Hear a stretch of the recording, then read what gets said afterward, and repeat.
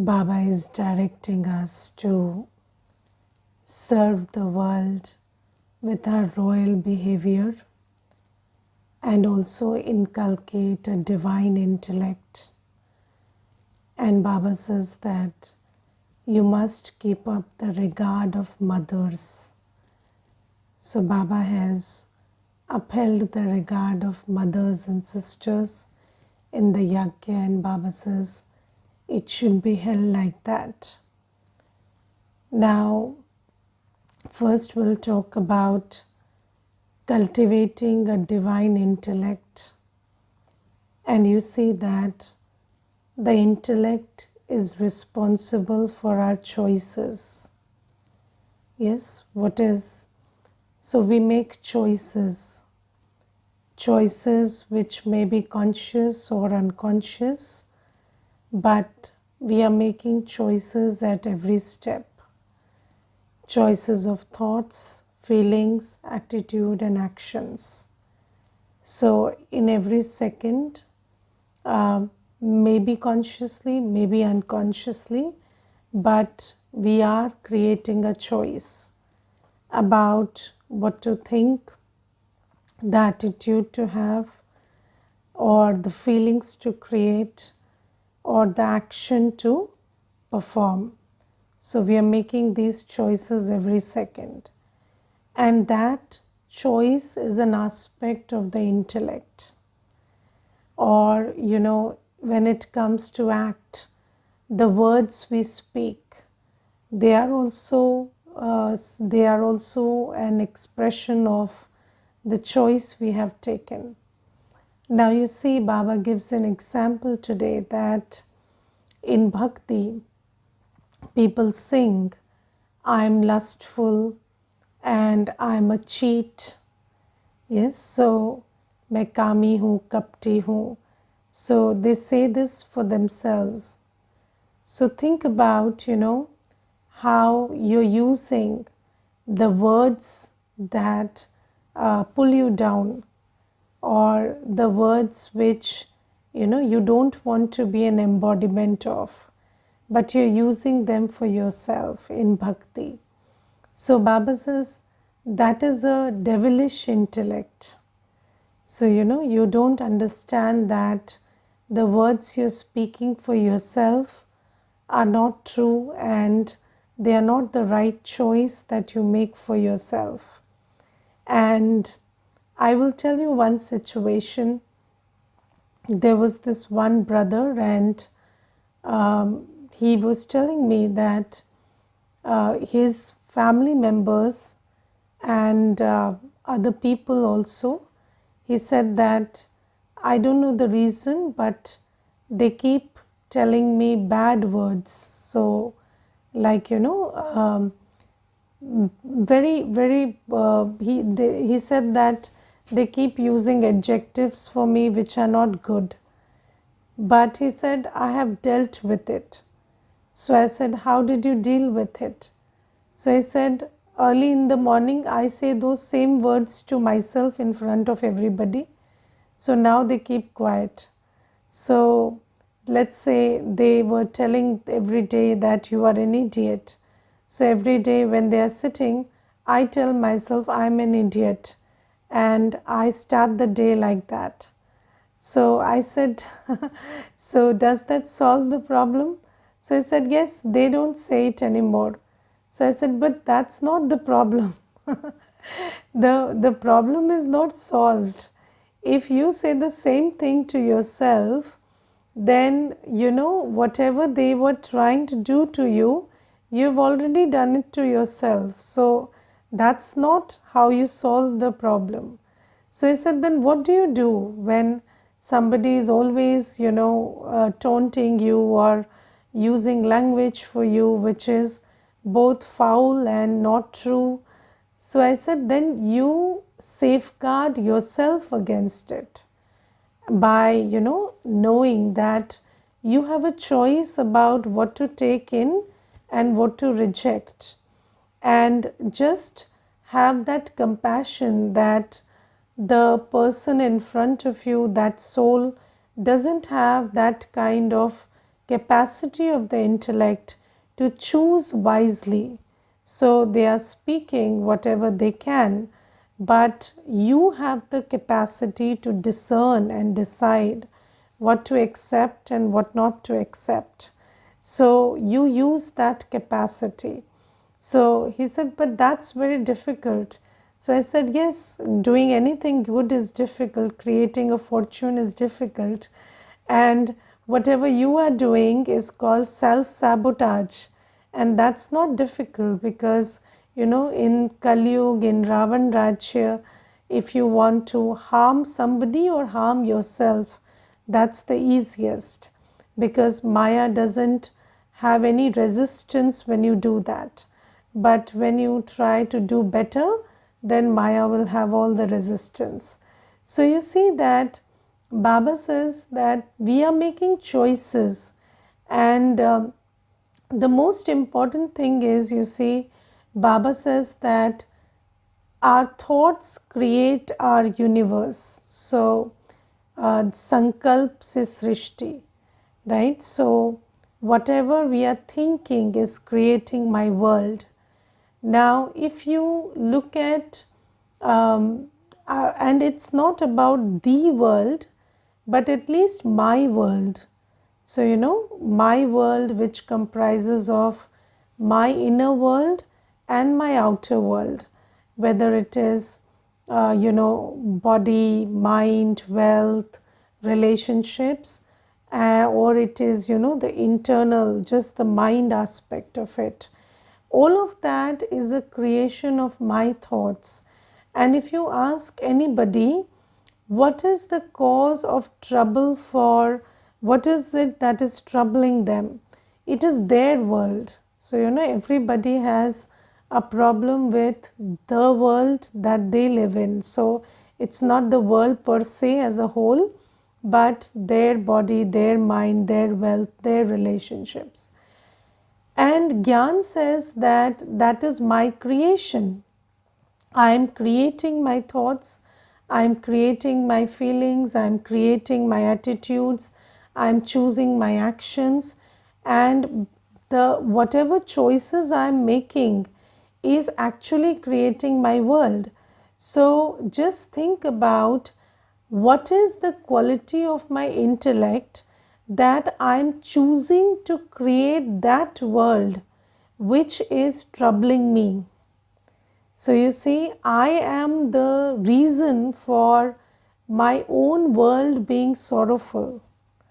And this is very sad. And you see, there is a Mata, and I was talking to her yesterday, and she told me that I never go out. I have two girls who are young, and one is 6 years of age, one is 8 years of age. I can't leave them back home, I can't leave them with anybody, and I'm stuck in the house, and that's why I can't go anywhere, and I have no social life, I have no life at all. And she kept crying, and she said, I'm like this maid working from morning till evening. So I said, what is the problem with leaving them? Let's say when they go to school, you can leave them. So she said, no, there's household work, and there's this work and that work. Then I said, okay, when the father comes home, you leave them with the father and you can go where you want. So she said, no, I can't leave them with the father because the father is very irresponsible. So I said, what kind of irresponsible is he? So he said, he will allow the children to eat chips and junk food, and he won't stop them. So I said, so that means that you are concerned about your children, right? That's it. You are concerned about your children, that you want to give them a good environment from morning till evening. That's the point. So she said, yes. So I said, then it's a choice you're making. It's not like you can't. It's something you're choosing to do. And when you're choosing to do something, why not do it with happiness and dignity? Why are you cribbing about it and choosing it? Because if you're cribbing about it and choosing it, and you're also denying that it's a choice you're making, Why are you denying that it's a choice you're making? It's not like your husband is not asking, is not helping you, or he's saying that I will not take care of the children. But if you want him to take care of the children like you do, that's not going to happen. He will take care of them like he does, and you have to accept that. But if your choice is that you want to be with the children and you want to just control everything, then that's a choice you're making. And when you make a choice, do that happily. So you see that we are making choices, and most of the choices that we are making, and then at the end of the day, the product is that she's making all those choices, and the whole goal is to give a good environment to children. But if she is so discontented within, then what is the environment that you're providing to the children? Again, an environment where they are picking on your discontentment, and they are also becoming equally discontented. So Baba tells us that this devilish intellect will make you choose thoughts, words, acts, attitudes, feelings, everything that you're making choices of, but it will be self-sabotaging in nature. And it is not helping you, but it is making you more and more miserable.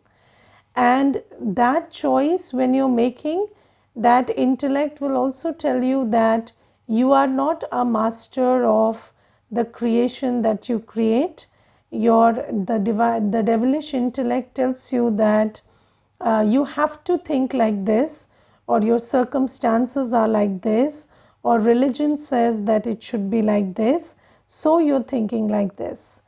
But right, so this is how we say that I'm not thinking, my circumstances are making me think, or I'm not doing something, or I'm not speaking something, but my situation is such that I have to do this. But Baba tells us, no, it's not like that. You have to first take responsibility that I'm creating my thoughts, feelings, attitudes, I'm speaking the words I speak, I'm choosing the actions that I choose. And this is the first stage of awareness that we need to have.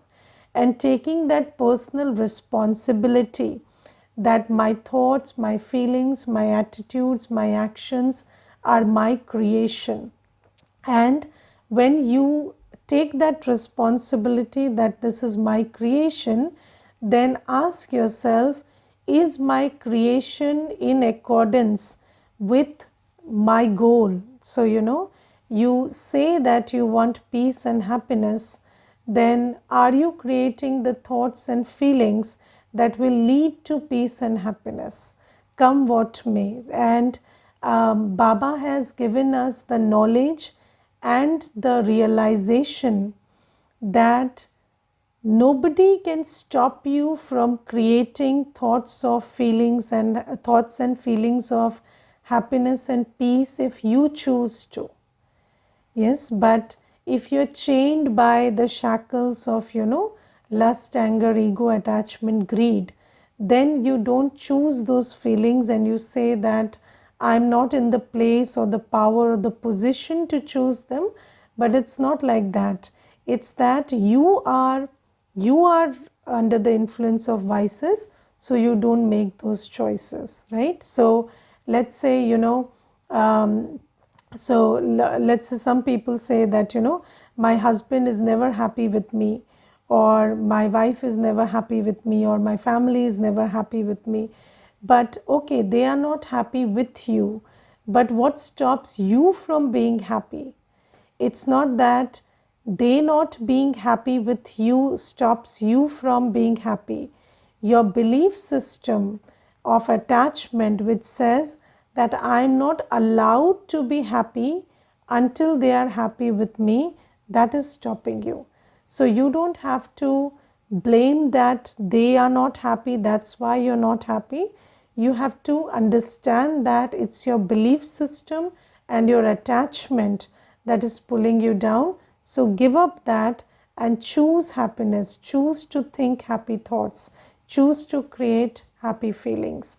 And you are absolutely allowed to. And Baba says that, especially attachment will always tell you that you are not allowed to be happy when everybody around you is sorrowful. But Baba says, no, it's not like that. You can be an agent of happiness by choosing to be happy and also allowing others to be influenced by that happiness. So, this is what a devilish intellect and divine intellect, the difference between devilish intellect and divine intellect. And you see that when we follow Srimat, that is, the first Srimat is when you read the Murli, then when you sit before Baba and when you allow Baba's buddhi to become your buddhi by reading the Murli. So when you allow Baba to color your buddhi through the Murli, when you do that every day, then your intellect starts becoming divine. That's the first step. So, until and unless you allow Baba to tell you what you're allowed and what you're not allowed, and what is right and what is the true course of action for you, if you don't allow Baba to dictate that, then it's impossible to change that devilish intellect to a divine intellect. Yes, so people will tell you that if you are a woman, you are not allowed to be happy. If you are, if you are fat, thin, tall, dark, whatever, you are not allowed to be happy because they will tell you you're too fat, too thin, too dark, too light, yes, too tall, too short, and then you're not allowed to be happy. But Baba says that you are a soul and your basic nature is happiness, and you are the child of the ocean of happiness. Happiness is your birthright. So you are always allowed to be happy. People will say that if you're over 24 and 25 and you're not earning your money, you're not allowed to be happy. Or if you're not getting certain grades, then you're not allowed to be happy. Or you're divorced or your marriage is not going well, then you're not allowed to be happy. And if you're not getting married, then you are definitely not allowed to be happy. So Baba says, no, I tell you that you are a soul and happiness is your birthright. That's something you get from your father, the Supreme Soul Shiv Baba.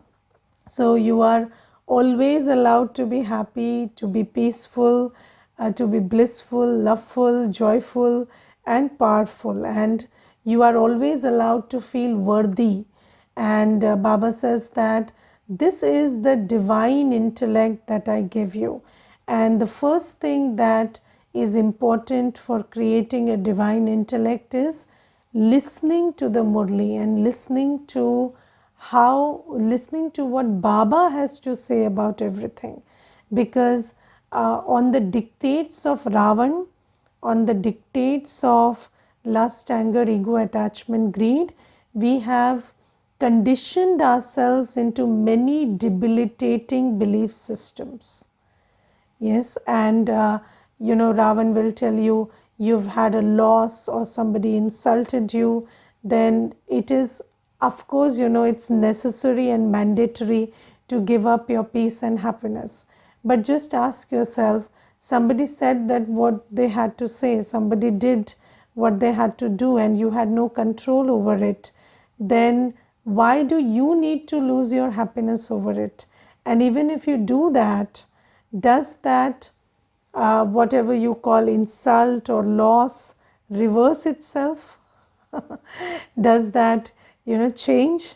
It doesn't change. So but in Ravan Rajya we are told that at least don't be happy. You can't do anything else, but at least you can lose your happiness over it. Or if somebody doesn't love you or somebody doesn't respect you, then at least you can block your love. So at least you cannot be loveful to yourself, and you have to have a solemn face, and you have to not smile, and you have to block your love, and that's how you protect your ego.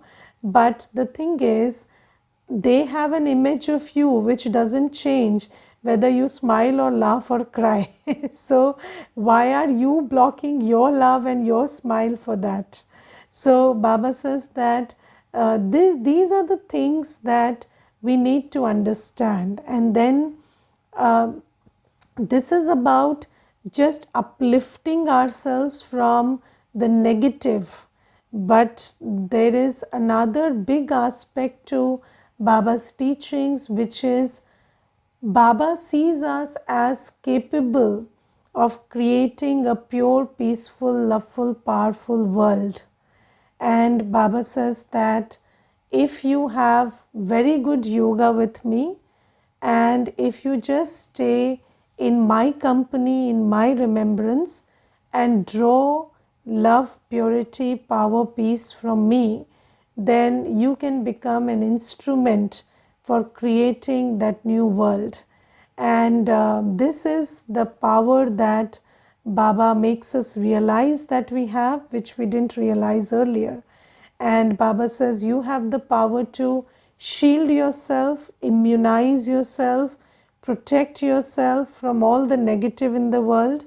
You have the power to live like a lotus in the world, and you also have the power to create a world where there are only lotus, where there is just purity, peace, love. So this is the divine intellect. And Baba says, the more you listen to Murli, the more you fill your mind and buddhi with churning of Murli points and remembrance of Baba.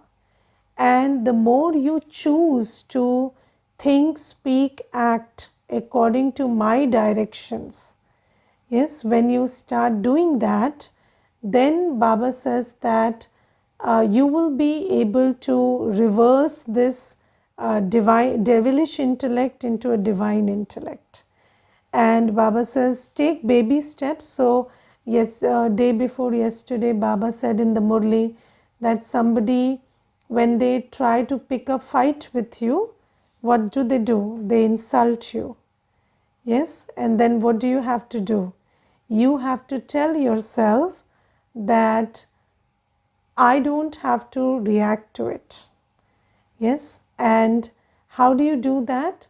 By telling yourself they cannot insult me because because I'm nirankari, which means I don't have any ego.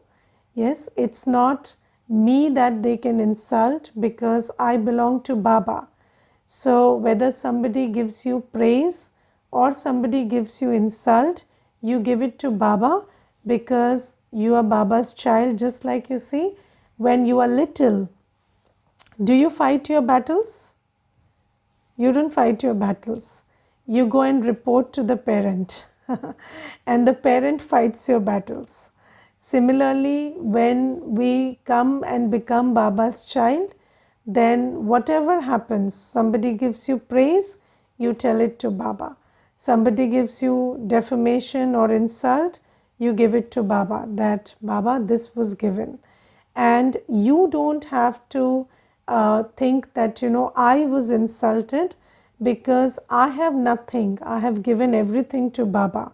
My honor, my everything lies with Baba. Nobody can take it away. Nobody can reinforce it.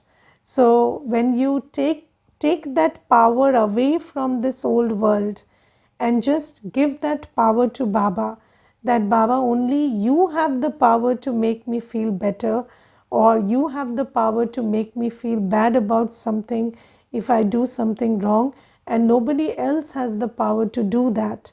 When you do that, then you will be able to not react to any situation where somebody is trying to provoke you by insulting you.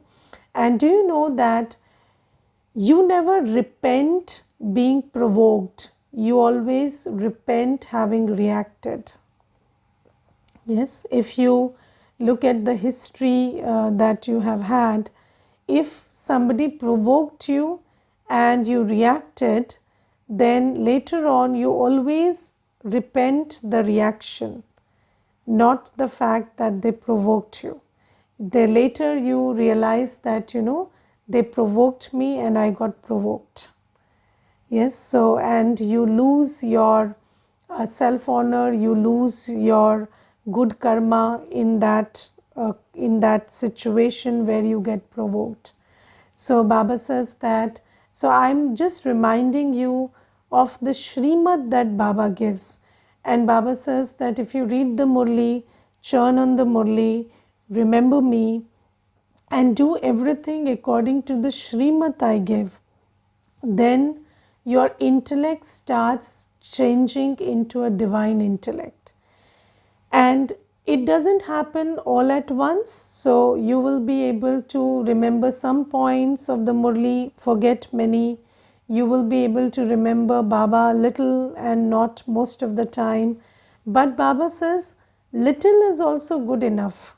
Start with that, and slowly, when your intellect starts changing, even the way you are able to receive the Murli, or the way you are able to remember Baba, or how much you are able to remember Shrimad and act according to it, will start increasing.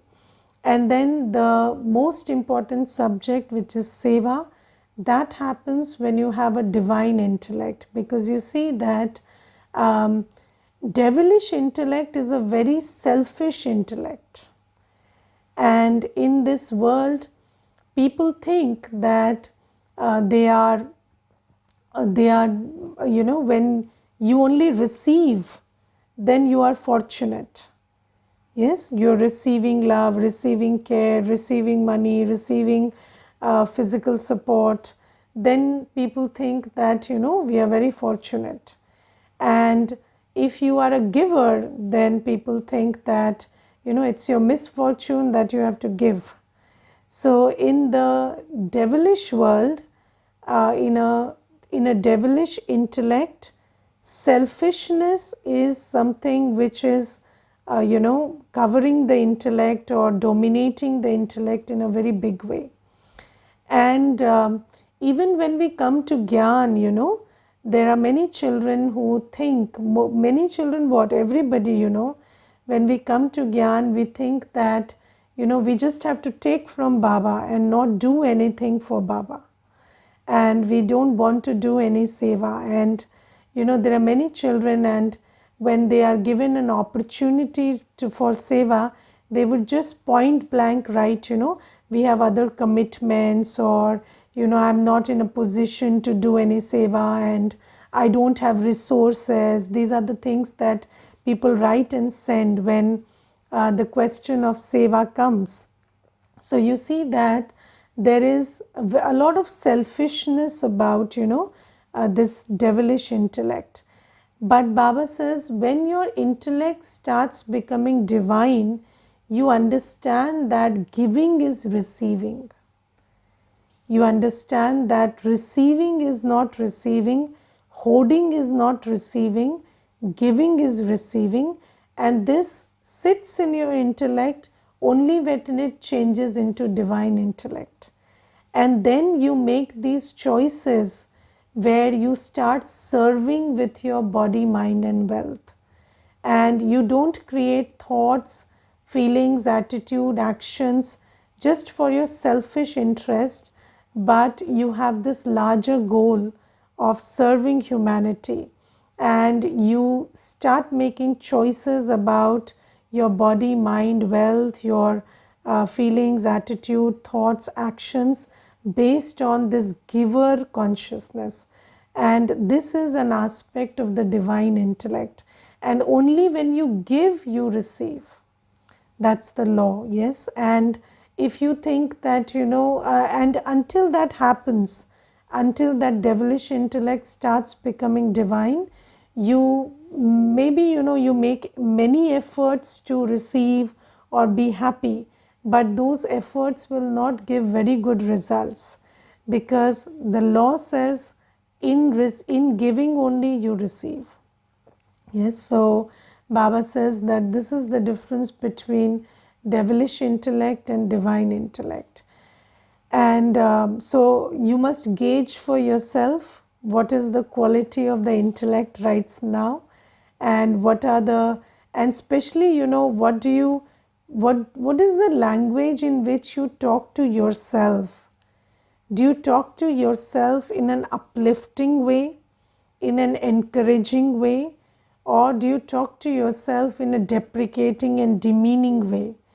And even when you are trying to encourage yourself, or when you're trying to uplift yourself, do you need to put somebody down to uplift yourself, or you are able to do that using Baba's teachings? So sometimes, people also encourage themselves, uplift themselves in a very egoistic manner.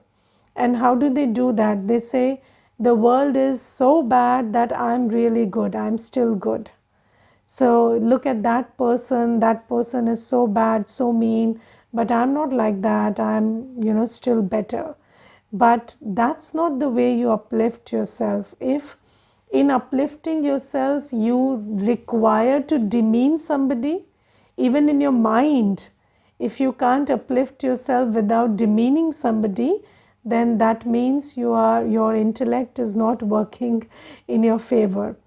So just check whether you are able to uplift yourself by just thinking about how Baba talks about you and how Baba sees you. So Baba says, just sit before me and look at yourself from my drishti, and uplift yourself by seeing what a valuable pearl you are, what a valuable diamond you are. And I am somebody who Baba loves. I'm somebody who Baba sustains directly. I'm somebody who Baba has come for from the soul world. So I am valuable, so I am worthy. Even if nobody recognizes it, no problem, because Baba is enough. So this is the first step, and then choosing because you see that if you can't choose the right thoughts, feelings and attitudes for yourself, how will you do that for others? And in the name of humility, never keep continuing to put yourself down, because we have done that I am ignorant, I am a fool, I am good for nothing, and just keep telling that to yourself so that you feel that I'm very humble. But Baba says, no, in the name of humility, don't keep pulling yourself down. Just always be in your seat of self-respect. Only then will you be able to create the right thoughts, feelings, attitude, actions for every soul and for every situation as well. So this is about the divine intellect. And then Baba says that you must do seva, and seva through body, mind and wealth, but also seva through your royal behavior. And Baba says, when children have this royal behavior, what is royal behavior? Royal behavior is when you always conduct yourself with dignity and purity, come what may. So you don't stoop down because of the situation or another person. And so you see that there is the story of Alexander and Porus that you've heard, that when Porus was chained and Alexander asked him, how do you want to be treated? Then what did Porus say? Porus said, I want to be treated like a king treats another king. Now you see, he was in chains, but he did not forget that he is a king. Similarly, Baba says that in the face of any situation, any behavior, do not forget who you are. Do not choose to behave and speak in a manner which is not you, the pure soul. And when you have this royal behavior, when you always remember who you are and conduct yourself according to your state of peace, purity, grace, dignity, then you become an instrument for seva. Because you see, in that story also, Alexander was very impressed that Porus did not forget who he is. Similarly, if people, and just think about this story, this is such an age-old story, but in today's scenario, if you see that every soul is so depleted that when they see the royal behavior of a person, they are immediately impressed. And when somebody is impressed with you, not by your words or the fake appearance, but the true you, when somebody is impressed by the true you, then you can influence them with Baba's knowledge very easily. Okay, Om Shanti.